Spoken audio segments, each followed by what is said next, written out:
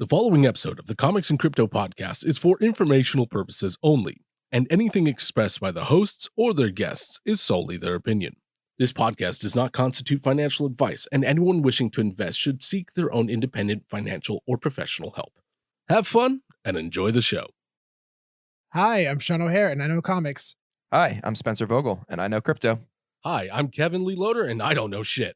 This is the Comics and Crypto podcast. Comics and crypto, crypto and comics, collector's world in a digital age.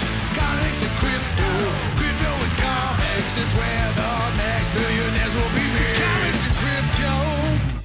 Hello and welcome back again to the Comics and Crypto podcast. In today's episode, we will be talking to an artist that has been described as one of his generation's preeminent content generators. He has worked with some of the biggest names in movies, comics, and the arts, including Budweiser, Nikon, Marvel, DC, Todd McFarlane, Star Wars, Terminator, Buffy the Vampire Slayer, Dungeons & Dragons, and Stan Lee himself, just to name a few. We are extremely excited to welcome on the show Rob Pryor. Hello.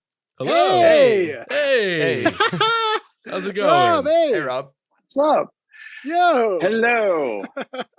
There we go. Thank you so much, Rob, for joining us today. Dude, this is so awesome. We're so stoked and so excited for this. Oh, man.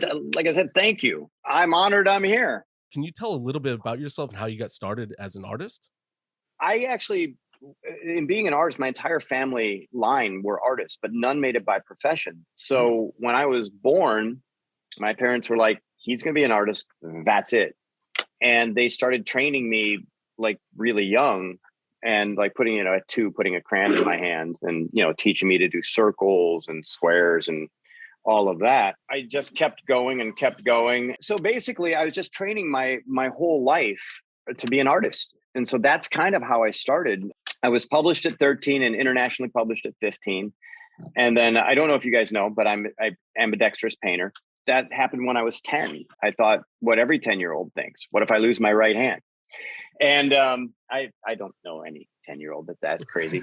So I switched to my left hand and made that my dominant hand for the next few years. And that was it. So when I started taking art jobs, I want to say I was published at 13. So it was just a little after that. And I was completely lying about my age. My dad would take the phone call. He'd be like, I think I can do that. And then he'd look at me and I'd be like, sure. I was 13. So, but I had math homework and a painting due in the same couple of days. So I just picked up 2 brushes and I started painting. I was like, I can do that. And then I realized I could actually do my math homework and paint at the same time. Wow. Oh, wow. That's awesome. It's like the ultimate form of ADD. What got you interested in NFTs in general? What really got me interested at first is I remember reading about like all these amazing successes in the NFT world in the very beginning, but I was looking at the art going, it's a little weird, but okay. It's a great artistic expression, thumbs up. But as it started to progress, I realized, I won't say early on, but I did realize that it's just going to be a new way for artists to get things out there. Come to today, perhaps the only new way. We haven't had a shift in this paradigm since Warhol, maybe. And even then, it was still that same game. This is a game changer and can get artists who would never get the chance. And honestly, building themselves within the political world of art, it's just it's a long game. So this gives so many artists a chance. And that's why I loved it. So that's why I started to get into it. Wow, that's actually a really good point. That hundreds of years with the same way of making paintings, same way of making art, and finally we have this new way of going about it. It's a nice fresh take on everything. It's so awesome. It's so awesome. And the thing I like about it is it gives people a chance that would never have had a chance. Yeah. Or at least gets them seen, and without them having to go, 10 years to be discovered overnight. I'm curious, did you have like a light bulb moment, like in regards to NFTs where you're like, wow, like this is going to be the future? When, I guess the answer, long and short of that would be I think seeing, even before that, just before that, seeing what people were putting out there and how art was, it was actually becoming less about the gimmick and more about the art itself. That was the sort of the light bulb moment that I was like, oh, yeah. And I'm sure there's we'll talk about this a little later, but I remember thinking, I'm sitting on a really large collection of the very last thing that Stan ever did in his life, which was my project, and one of the few things that he loved to do. So I started planning at that point to revive the collection and do them as NFTs. Oh wow, that's awesome. That was kind of sort of the initial, onset of my thought process of like, yes, NFTs. And Nice. I've heard that the Wolf of Wall Street NFT that you created was animated. Did you animate that as well? I didn't do the animation. Right, no, right, but your NFT because as you found earlier, I can barely use my iPhone. I remember somebody at first saying to me, in fact, it was one of the guys at Mogul saying, well, we should probably animate this. And I was like, I remember on the Zoom just staring at him going, what? And then I went away and I thought about it, and then all these possibilities started popping up, and I was like, yes, animate everything. Yeah. So that was it, is doing the animation and again, making a piece of art that you did new again, and then new again. Yes. It just brings it all, for an artist, that's a dream. Yeah. That definitely speaks to our hearts. We are a big fan of like in the film world, practical and visual effects. Absolutely. We're actually a big fan of just practical effects by itself, but having that perfect combination of those two worlds together is just beautiful. And I feel like that's something that you've done with these NFTs. You've created something in the physical world, and you brought to life again in the digital world, which is really, really cool. Yeah. Mm-hmm. It's really exciting. Oh man, Rob. it's a whole new world, and like now some of the ideas that I'm coming up with and being, attached to and everything are just so cool. They're so cool. Yeah. We can talk about a few of those, but yeah, it's a new way to show your art and to show the world what it is you can do. Absolutely. So that Wolf of Wall Street NFT, was that your first release as an NFT? That was my first. Nice. For that one, I remember saying to Mogul, I was like, let's burn the original. And they were like, what? Are you insane? Do you know what your work sells for? And I was like, yeah, exactly. It's going to be cathartic. And I was like, what a better way if I'm going to announce myself to the NFT world than to say, let's be a purist on this one, right? Let's make this the only way you can get it. The only thing available is the NFT. And then let me burn it live. Yeah. Let me just rip it apart and burn it. Yeah. And the more everybody thought about it, they were like, okay, sure, let's do it. And that was how it sort of became, what it became is I wanted to stay a purist on my first one. Yeah, that's awesome. We actually watched the live streaming of it was incredible. It was incredible. Yeah. What you didn't see is I sliced my thumb open when I cut it. We saw the sharp knife go through the. We saw you cut it, but we didn't know you. No. Well, I used this weird the knife double-sided knife. Yeah, it was like this weird Klingon knife, and I was like, oh, this is really sharp, and just sliced my thumb open. So I'm sitting there smiling, talking while my thumb is bleeding, and I'm wrapping tape under the camera. I'm like wrapping tape around it, going, well, if I bleed out anyone, but it was a giant gash. Man. Do you know what I wanted to do for that though? Oh, I wanted to do it, and everybody was like, I have 5 apprentices, and 2 of them were helping me that day, and what I wanted to do was like, when I was sitting there was a point I was talking, and I just wanted to go, I just destroyed my art. I don't think I can go on. And then just go blank. Just go blank and then literally not answer my phone for anybody for like 5 days. Oh, that would have been fantastic. God, I wanted to do it so bad. And I could see both of their faces because they know that when I get a crazy idea in my head, I typically will just say it or do it. And they're both looking at me going, no. I would have loved to see. I would have given you a thumbs up, Rob, if I was right. This is the NFT that literally got Rob Fire out of the business. Anyway, that was that NFT, and I enjoyed it because, you know, bringing it all back. It just allowed me to sort of try and be a purist, at least my first time out. Love that. Yeah. So moving on to the new drop that you have coming up, the Legacy Collection, Yes. your Stan Lee drop. So that will be premiering on the Mogul NFT marketplace, Mogul Productions marketplace. I was wondering if you could share for our listeners a little bit about Mogul, just kind of what your experience has been like working with them. Why have you chosen Mogul over other platforms? And you know, when I did my first thing with Mogul, literally they were just great, and I didn't understand. Like, I knew NFTs, I understood enough to make me dangerous to myself, but that was it. So they took the time and they really just explained everything, explained how it worked. So I appreciated that. And they just fully backed it and like fully endorsed everything. And that makes me want to be loyal to them because they really got me into the game. And I think what they are doing, the decentralized film fund, and like, everything about what they're doing is cutting edge to me, especially as a filmmaker myself. And I got a lot to say about that. NFTs and film. We're excited to talk about that. So with all of that, I was like, well, okay, what a better partner to get into this with. And I had been like literally approached by about every single platform you could possibly imagine. It was all, for them, it was really, I'm going to say something that's a little crazy, but for them, it was all about the money and all about pushing stuff forward. And for me, yeah, the money is great. Don't get me wrong, but it's really about the fans, right?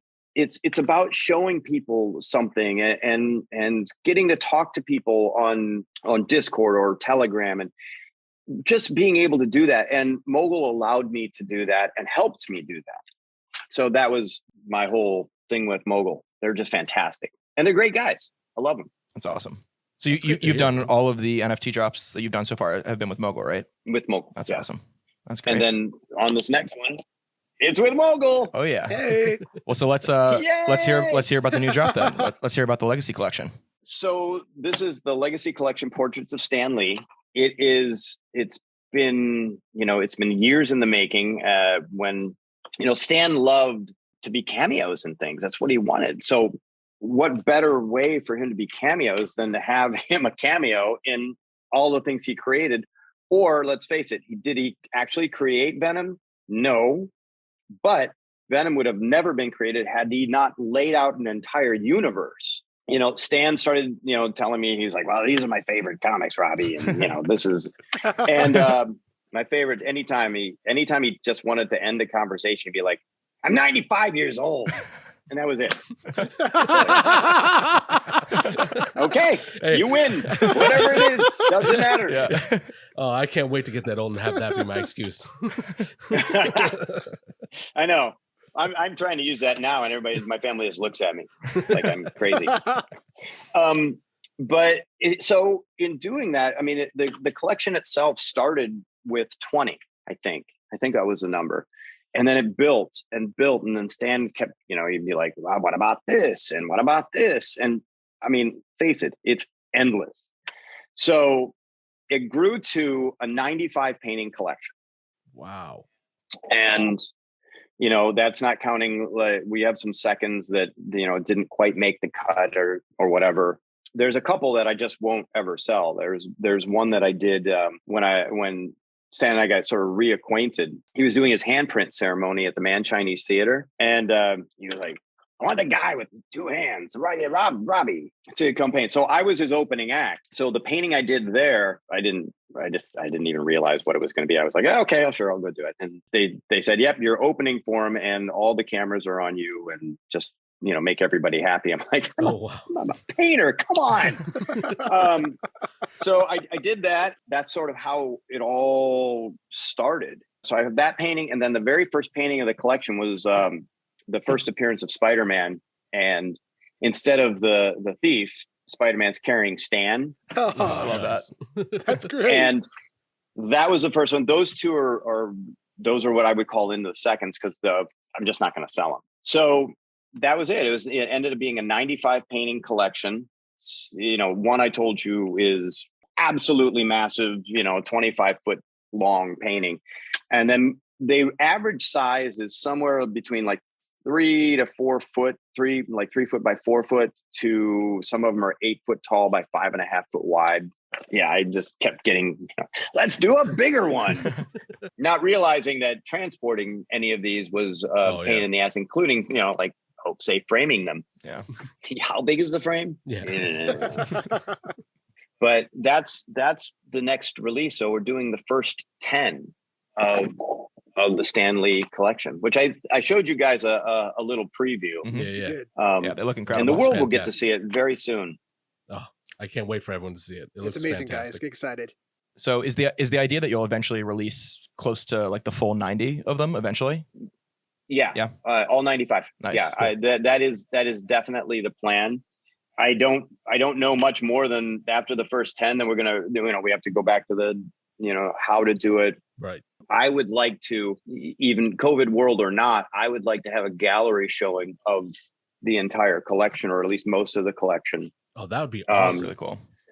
And that's kind of what I want to do. And there's some videos. I didn't video all of me painting all of them, but there's definitely a video of me painting them and showing my process and stuff. So I'd like to do a gallery show. So if the videos of that painting, you can go up to an iPad and just go, this is how it was painted. This is, Stan's favorite character or not, or however, and just sort of give a history of the painting. That's awesome. Oh, that's so cool. I love that idea. Yeah, I'm down for that. I feel like the video of you painting it would make a really cool NFT in and of itself.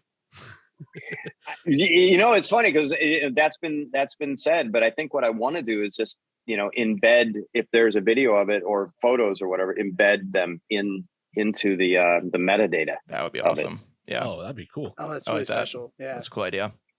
And what a lot of people don't know, and I didn't say this, and I just talking about it today with some people, is that I saved the brushes that I used. And some of the brushes are actually labeled per painting. Wow. And which ones I did. I don't even know why. It's not like I have ever done that before in my life. And I was just like, this is the paintbrush I use for this one. This is the pen. And then they're all sort of sealed away in a box. So the person who gets the NFT also gets the original. And I'm not burning these because it'd be like burning history. I can't do that. It's the last thing that he ever did. It was, it would be a shame to do that. Mm-hmm. The rest of my art, I don't care. Let's burn. This collection, no. Good choice. And so I'm going to send that. I believe I'm going to send the brush with it. Oh, that's cool. So I love cool. that. That is so cool. Oh man, that's exciting. I love that idea. That really speaks to my collector heart. So yeah. I'm sure people will love that. One of my favorite stories about the collection is there was one painting I couldn't get back from him, and I was like, I need the Namor painting back. And so there's a comic which you guys are probably familiar with, Namor the Submariner, #1, and on that first one he's standing there holding a trident, flexing, right? And Stan would unroll that and show everybody. He'd be like, look, I'm buff. And like anybody who would come to the house to see it, his maids, whatever, he would just show anybody who could see it. So that was one of my favorite stories, because I was just like, I have to battle Stan to get this painting back. And it may not happen because he'll just I'm 95 and that'll be it. That's so keep cool. it, Stan. It's fine. Rob, actually, I own a copy of that in a high grade, that comic. So now every time, my God, it's a 9.6, and I'm so blessed to have it. And now every time I see that comic, I'm going to think of your story. Yeah, me too. Oh my God, it's even more sentimental now than it already is. Oh. And my brother and I actually own that together. It's nice. It's nice part of the collection. Oh my God, that's awesome. And that was one of my favorite comics as well. So I mean, and Stan's favorite character, or favorite one, is there's one that it's a Silver Surfer #4 is Thor and Stan battling. Wow. Yeah, cool. Or it's a Thor and Silver Surfer battling, and then Stan is sort of, he didn't want to be Thor and he didn't want to be the Silver Surfer. He sort of wanted to be a part of everything. So he's like the big face in the background, like smiling through them, getting ready to battle. And that was absolutely one of his favorites. It's a great cover. It's a beautiful cover. Oh, it was so amazing. And And let me give the props to the original artists who came up with these, because I'm lucky enough to be, sort of riding on their backs. And so every piece that is stated, I talk about who the artist that originally did it. I want to make sure everybody gets their props and everything for doing all the hard work that made this collection possible. Oh, that's awesome. That's I love so awesome, that. Rob. That's great. Hello. Sean. Mom, why are you calling me? Come on. She always bothers him at this time. She knew I was recording. The new iPad, I don't know how to turn the volume off. I tried to figure it out for like 20 minutes. I literally saw Sean like bumble with it and go, and run. Oh my God. Oh, but that's amazing. Like that's one thing I love about like what you said earlier about the NFTs and all this is giving some of these old artists their credit, their due, and bringing all this back. I love that idea. Absolutely. I'm sure that, I said this in a Bloomberg interview, but artists and the big companies should actually work together on this stuff. Yeah. Rather than something I can say was already in the news, obviously, a long time ago, was when DC Comics came out and said, if you guys ever do this, that's it. And give this litany of like, this is what we will do to you. And this is what it is. But the very last paragraph said, but if you're interested, here's the person to talk to in our company. Yeah. What?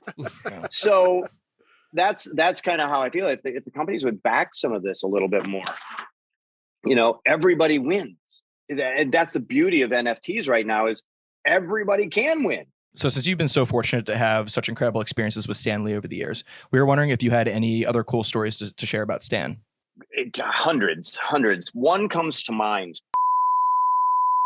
We interrupt this awesome Rob Pryor interview to let you in on a little secret. The following Stan Lee story will not be appearing in this episode. Inspired by Rob's NFT work, we have partnered with Mogul Productions to make a very special NFT of his favorite memory of Stan. And in true Rob Pryor fashion, we have also burned the original files, deleted them from all of existence, so the audio exists only on the Ethereum blockchain and nowhere else. And instead of just getting to listen to Rob's incredible Stan Lee story here on the podcast, you have the opportunity to actually own it for yourself. The Stan Lee Story NFT will be launched exclusively on the Mogul Productions platform. All proceeds will be going to the World Literacy Foundation, a cause that Stan Lee himself was very passionate about. So, how can you own one of these exclusive NFTs? Just follow these steps. First, you will need to acquire stars, the native cryptocurrency for the Mogul platform. You can purchase stars on either Uniswap or BitMart, and we will provide a link to help guide you on purchasing stars in the description. Second, you will have to move the stars you just purchased to your personal MetaMask or WalletConnect-compatible wallet. The NFT itself will cost 100 stars, which is a little more than $1. You will also have to cover the Ethereum network fees for the transactions. Third, head over to www.tinyurl.com/comicsandcryptonft to purchase the NFT itself. You will have to sign up on the Mogul platform before you can buy. And once that is done, connect the wallet holding your stars to the Mogul website. Click on the yellow button to approve spending of stars from your wallet. Fourth, once the transaction is complete, click the buy button and confirm the transaction in your wallet to purchase the NFT. Please keep in mind that both of these transactions will require you to pay Ethereum gas fees, so make sure you have enough Ether in your account to cover the cost. Congratulations! You just purchased the exclusive Rob Pryor Stan Lee Story NFT. The NFT will show up in your wallet as an ERC1155 token, viewable on platforms like Mogul, OpenSea, and Rarible. Did I mention there are only 100 of these NFTs available? Make sure to grab one before they sell out. And if you have any trouble with your purchasing process, please reach out on the Mogul Productions Discord server where they provide 24/7 support. And now back to your regularly scheduled Comics and Crypto programming. Yeah. Oh my God. Right? Yeah. And honestly, that one phrase got me through, just thinking about it over and over and over, got me through making my first film.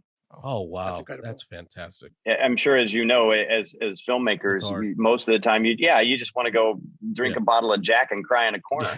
Oh, So, oh yeah, you know. especially as filmmakers, you make your first draft of a film, you look at it and you go, "Wow, am I really a filmmaker?" Yeah, You always have that absolutely. moment. Yeah, you're just like, "Oh, what am I doing with my life?" You have to just keep going. I remember being on set going, why did anybody give me any money to do this? I shouldn't be going home.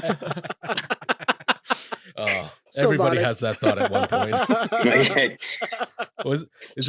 Isn't it called the imposter syndrome at one point? You just sit there, it's like, I'm just a fraud. What am I doing here? Oh my God. I do that all the time. Like if I go to paint live at a convention, or if I'm on stage with like a band like Linkin Park or Tech Nine, I think that, and before I walk out every time, I'm like, why does anybody even want me to do this? So yeah, it is. I'm the fraud moment. Yeah. Well, actually, since we actually got onto the subject of film, let's actually talk about your movie. I filmed a project which actually got me my next 3 film projects. Oh wow. So I'm signed to do a few films, all based on my first film or based on how it came out. I did Painted Beauty. I filmed it with, I don't even know who if they're involved, so I will just say Mind Style Entertainment. We filmed it in China. Ooh, experience. Really? Yeah. Wow. Yeah. It was interesting. So we went over and nothing was quite what it was supposed to be. And it was a trial by fire. And I can only give a couple of stories in an interview, but over beers, guys, I'll gladly fill you in on the whole damn thing. One of them was there's some practical effects in the film. Now, I'm very familiar with practical effects. I worked on the last season of Buffy. I've done practical effects. Oh wow. So, and I actually am a way better sculptor than I am a painter. Really? Oh really? That's fantastic. Yeah, I really enjoy sculpting. So this girl lied about her portfolio. She literally, so I looked at the portfolio. I wasn't hiring anybody. That was the company's job. It was a very crazy way to do things, but ended up working out in the long run because since she lied, there was a scene. I'm not giving anything away about the movie. I tell you this. There's a scene where somebody had to have just as simple as blood splatter hit his face. That's it. Blood splatter. So we had 3 white shirts. 3. So the first one, she had this weird contraption of basically a water gun filled with blood, but it was really weird looking. And she tried it and she completely missed and hit like his left shoulder. Oh. I was like, okay, we got 2 more shirts left. And the next one, she tried that, but then tried to do something else with it and hit him in the middle of the chest, like somebody spit on him. I was like, oh my God. So I got her off set and I literally just took a handful of blood off something. I was like, let this one work. And did the shot, called it, threw it up at him and it hit and everything was fine and it worked out. But she couldn't do any prosthetics or anything. So each time I was like, so I would direct, and then after directing that day, I would finish the paintings that are in the movie because do what you know, the movie's about an artist. Then I would make prosthetics.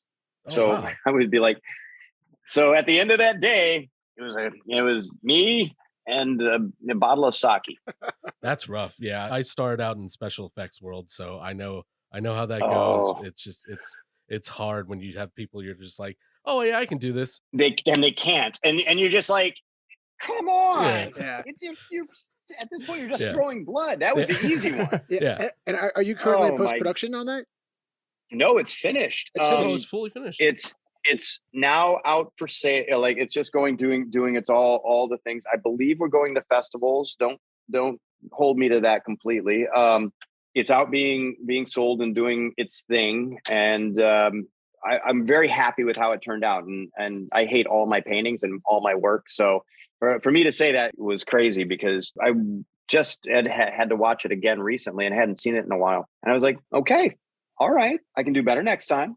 But it worked out really well. What inspired you to make the movie? I was friends with one of the producers and we were out to lunch and we started tossing some ideas back and forth. The long story short about the whole movie, here's the quick log line, is super famous shock artist looking for her next muse. Can't find it, can't figure it out. She moves to Hong Kong and she meets a serial killer. Oh, wow. Wow. All right, I'm already I'm interested. ready. I'm interested. Yep. In talking everything out and back and forth, I wanted to make something that was, I understood being an artist. I mean, sort of. I can draw a mean balloon kitty. And, and I went into it with all of that. And the script came back from a writer, Esna Sand. And it's just was one of the coolest scripts I had read in such a long time. Very twisted, and I guarantee you just never see the next thing coming. And I was like, I have to do this. And so he came back to me. He's like, "You want to do it? You want to direct it?" And I was like, "Yes, please." It was the greatest experience because it really was trial by fire. I can't tell you how much of a pain in the ass everything is. As you know, filmmaking in general, if 12 things don't go wrong, you're not actually making a good film. Yeah, exactly. So there's a great quote: "If having fun on set makes good movies, then Cannonball Run 2 would be the greatest film ever made." It's a good point. Yeah. No, that's the truth, man. But like I said, I was fortunate enough for it to land my next few movies. That's so fantastic. I start soft prep on my next movie later this month or beginning of. Hold on, there's the noise again. Hold on. But so I start soft prep on my next one, and very soon. It's amazing. I'm lucky enough to be able to do it. Oh, that's amazing. Congratulations, Rob. That's amazing. What I love about that too is Kevin Smith is actually developing a film for I know. NFTs called Kilroy Was Here. Like, how do you feel about NFTs and vifilm? At first, when I was thinking about it, and this was months and months ago, I was like, I don't know how it's going to work. Mogul would explain it to me, and I'd sit there with a blank, stare, going, yep, thumbs up, nope. But as it kept going on and on, I started really getting, we got into it more and starting to think about it more. I think it's beautiful because, again, you're getting people to feel like they're a part of things. And it takes it a step past crowdfunding, because in crowdfunding, you get a couple of nice things, and it's great. Awesome. Mm-hmm. Again, thumbs up. But for this, you're actually, a part of the film, and the director and everybody can pull you in to do this. And even thinking one step further than that, you start film out in massive debt, massive debt. What if you could start a film out in the black? I mean, you could do that now with NFTs. If you do it right and you figure it all out and all of that, which I know a few people who are working on it, you could start out films completely not hamstringed by anything. So if you do need to end up putting more money in it, just for some ungodly reason, you're not putting in, you don't have to worry about putting in a bank loan of 27 million. Yeah. So you don't I have think to refinance your house again. No, absolutely. So I think bringing NFTs to this world is such a fantastic idea. And the same thing goes with, and I'm in the process right now of doing graphic novels through a publishing company, which I can't announce yet, but I've been talking about it for years and years and years and years and years. And I finally, I looked at my wife looked at me, and we were like, let's do it. But it's the same thing. You start out maybe not quite as in debt as a movie, but you still start out in debt on something. Wouldn't it be nice to start out in the black, man? I mean, it just makes sense. And what I like about NFTs is it's allowing everybody to do this. And it's allowing people who would never get a chance to work on a graphic novel or a movie or whatever, just by purchasing an NFT and getting all the fun surprises in the metadata or whatever it is with the NFT, come to set, do these things. I think it's brilliant. I do. And I think this is the wave of the future. I think this is the wave of the future. This is the way it's going to go.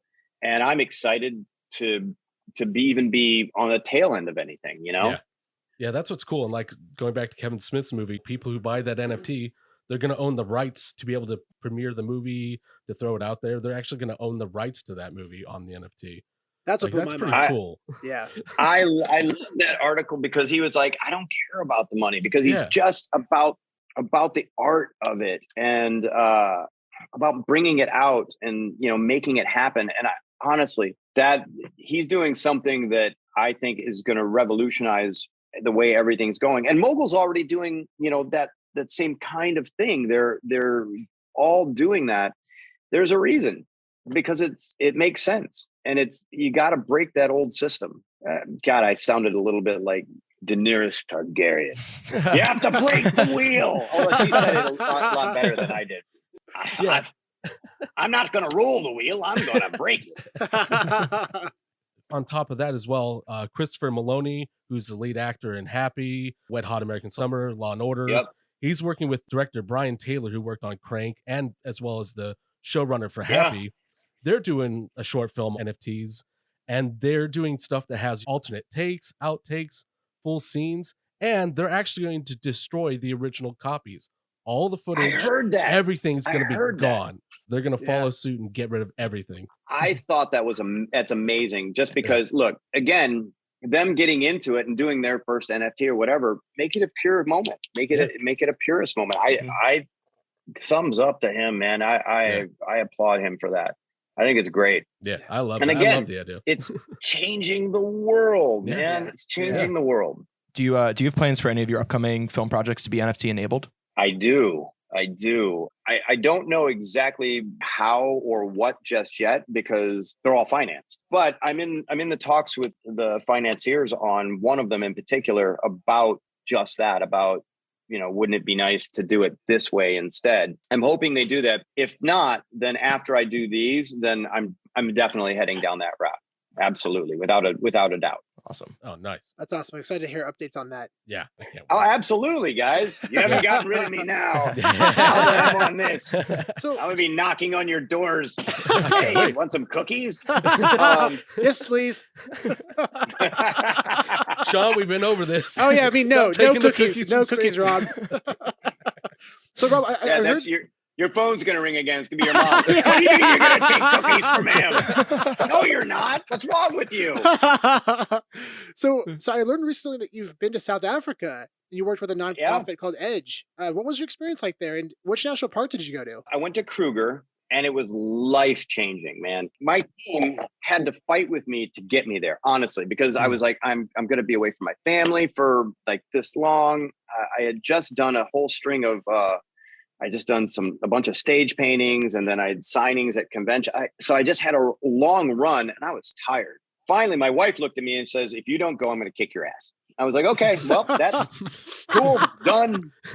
She goes, "Go experience it." So I did. And the very first day, I'm looking at this practically to me an alien landscape, and they set my easel in the middle of this field. And they were like, "Okay, you're going to go paint." Like, what am I going to go do? So I go up there and I start painting, and a herd of elephants runs by. And there's a photo of it online somewhere.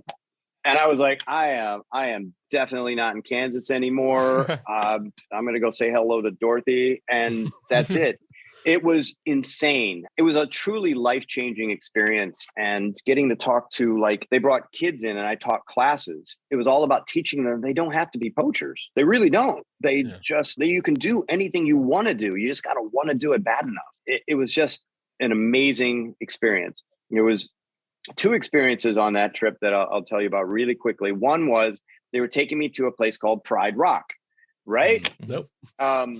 I was like, just like the Lion King. And they said, yes. So they set my easel on this rock, and I had a bunch of park rangers all around me, and they all had tranq guns and all kinds of things. And one of them calls me over and they said, "Look over the edge." And you look over the edge, and lo and behold, lions. And I was like, they can get up here, right? And they were like, "Yes, they can." And like the ranger is talking to me like it's every day. Like, yeah. I was like, am I insured enough for this? Yeah, right. The other time is we went, and I forgot what they called their like parties, but it was some crazy name there. And it was like, okay, yeah, I'm in. Let's go. So I got there, and several beers later, and a few shots, I'm talking with the park rangers, and these guys are badass, by the way. I mean, they're like Navy SEAL quality. Wow. And so I'm talking to them. I hear this growling. What's that? And I turn around. On the Lion King, I look at hyenas and go, "Oh, look at their little dogs." Oh. Those things are like, they're huge. Yeah, and so I turn around, and like 10 feet from me is a hyena. And I'm like, well, this is how I die. Okay. All right. The ranger said, "Don't worry about it. They're not hunters or scavengers. And they said, so if you were bleeding, it might attack you. And I was like, well, that doesn't make me feel anything, honestly.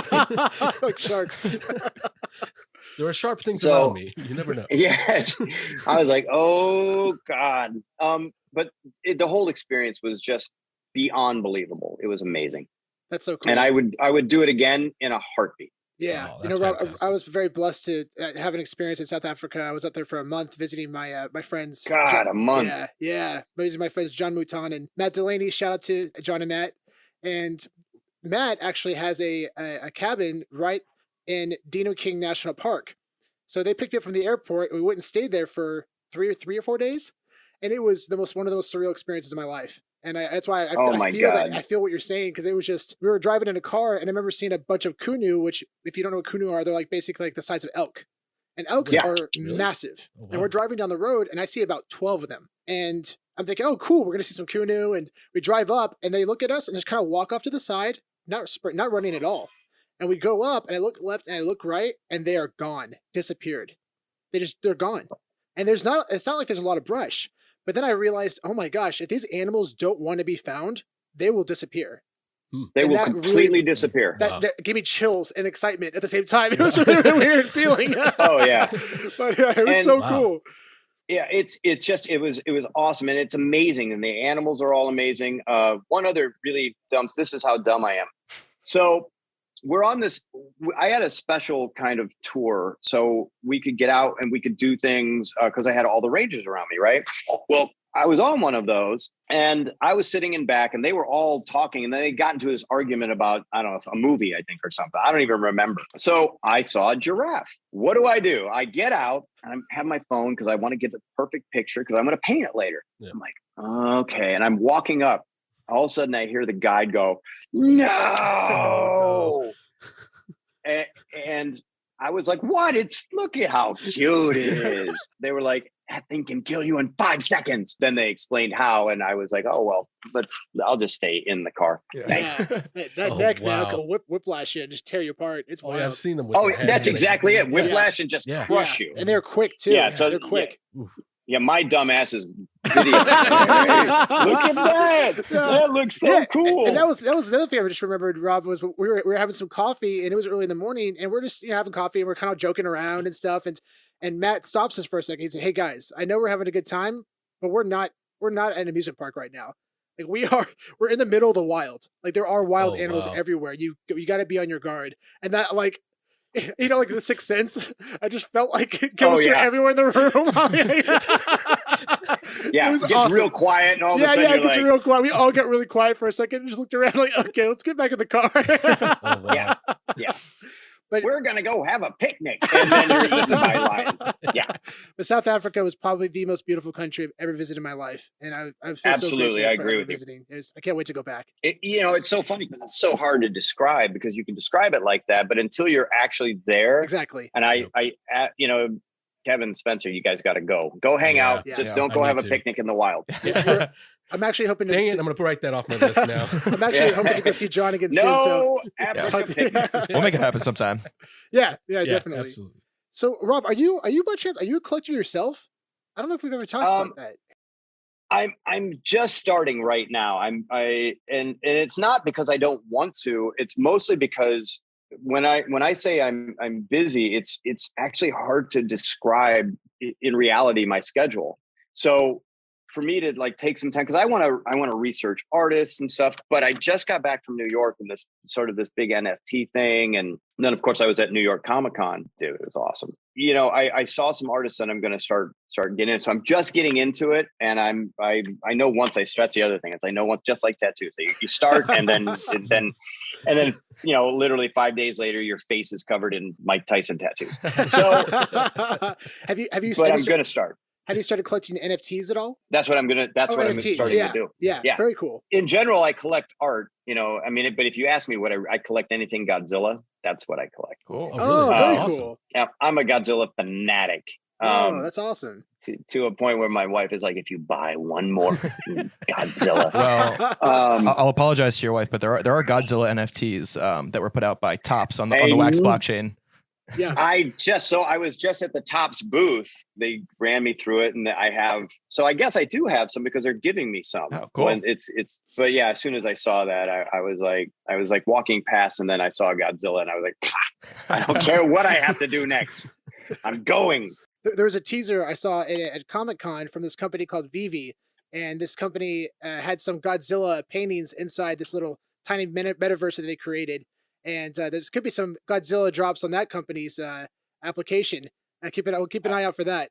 Have you heard of that company? Please let me know when you hear something that I don't hear. Write me, send carrier pigeon smoke signals. I'll get the message. Don't worry. Have you heard of VeVe? Have you ever used that application before? No, I haven't. Oh, it's amazing. Yeah, they're a really awesome company, and they've partnered with really big brands like DC and Marvel. NFTs can be used in augmented reality, so you can interact with your collectibles. Yeah. It is amazing. Yes. And they just started releasing comic books. I do know too. what you're talking about. Yeah. Yes, and it's unbelievable. Yeah. You know.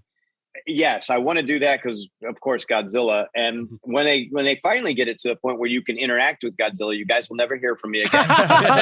You know that's coming. Where's Rob? He's sitting in the corner with his VR talking to something. And that's when Rob actually retired. It's so fun. No one's seen him. That'll be my video. It'll be like, goodbye, world. It'll just be Godzilla in the background and you'll just fade away. Yeah, you know what's really fun about that, Rob, is a lot of the people that are on the space right now were never really collectors growing up. A lot of the people that we've talked to. But now, especially with these comic book drops, people are so excited about collecting. They're so excited. Oh, I know. People are contacting me just as much about digital comics as physical comics now. Some people said, Sean, I'm 45 years old and I just invested in my first comic book because of your podcast. And like, that is so special to hear that, man. Because that's, to me, so awesome. Yeah. And the fact that you guys are able to touch those people and, you're able to turn people onto this and really get them going on in a way on things that they may not have had a chance to before, not even wanted to. That's what, NFTs, all of this, what you guys are doing, it's a whole new world. And thank God, because it's a long time in the coming. It was much needed. And with how, comics are back on the rise and all of that. Yeah. The year of 2020, the year that didn't exist, but it did a couple of things for, getting back into comics and all of this and sort of rearranging, how you view movies now and all of that. Yeah, Yeah. absolutely. Yeah. I'm a huge advocate of telling people this world is expanding. Like the digital side and the physical side is just expanding, and it's going to be so exciting to see where it all goes. It's so absolutely. I think it's amazing, and I was really glad that you didn't say you were advocate of COVID, because that's where I thought you were going. Okay. I'm absolutely an advocate for COVID. It's amazing. Every time I get it, I want it more. But no, I agree with you. And the expanding universe that we're now in, it just I'm not seeing any bounds to it. It just can keep growing, and I think that. For art's sake in general, art, comics, all of it, movies, encapsulating all of that, it's just a fantastic thing. It's a changing world, and that's the thing is like, this is where the world's going. This is how it's absolutely going. That's what it is. It's just fantastic. And after the stand, I've got there's another drop that I'm doing coming out. You guys know who Canelo Alvarez is? Boxer? Oh, no. Oh, yeah, I've heard of Canelo. Yeah, for sure. The number one boxer in the world right now. He's getting ready to unify his 4 belts. He has 3 right now. I'm doing an NFT drop just before his next fight. I don't know what day, and even if I did, I'm sure that they would probably shoot me if I said it. That's not funny humor. Your mom's gonna call again. I told you not to have him on.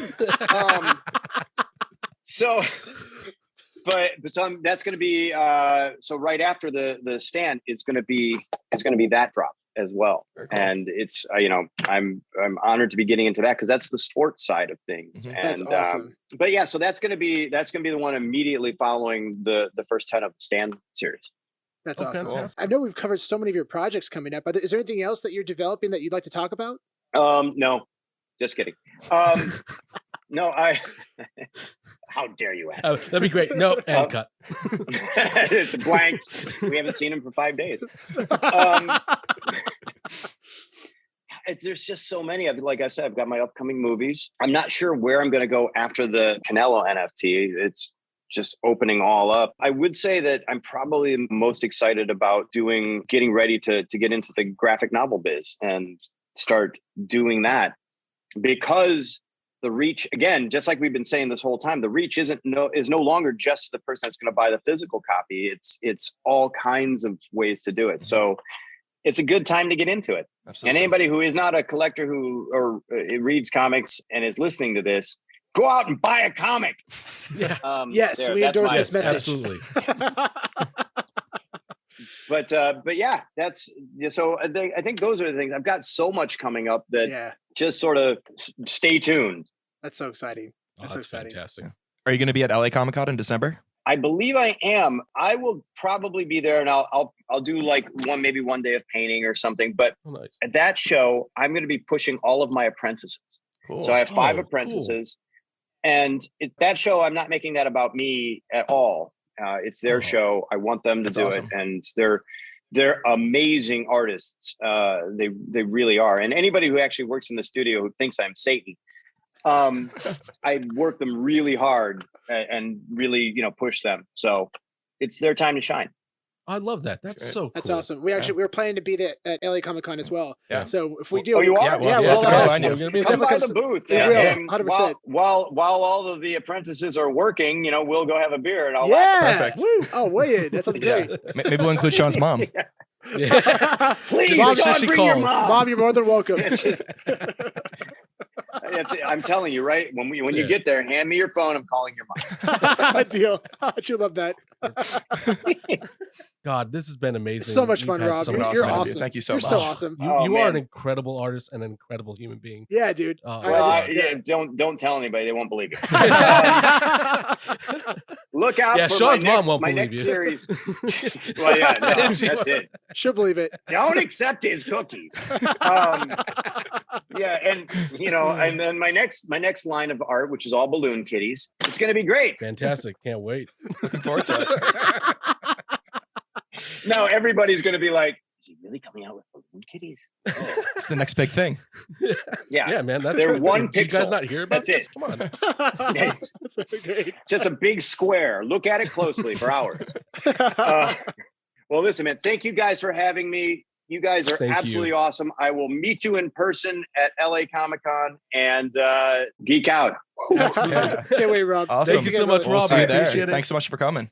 Thank you, sir. All right. See you guys. All right. See ya. Thank you all for tuning in to the Rob Pryor Comics and Crypto interview. Rob is an incredible person, and it was a pure joy to talk with him and hear about the Stan Lee Legacy project. From everyone at the Comics and Crypto podcast, we salute you, sir. Please check out robpryor.com, ROBPRIOR.com, for some of his amazing artwork. Don't forget to like and subscribe if you haven't already, and remember, fuck the moon, let's go to Mars. Music is by Ninefinger. Make sure to check out their music at ninefinger.com. And you can follow them on Instagram at ninefinger999. Be sure to check them out and send them some love.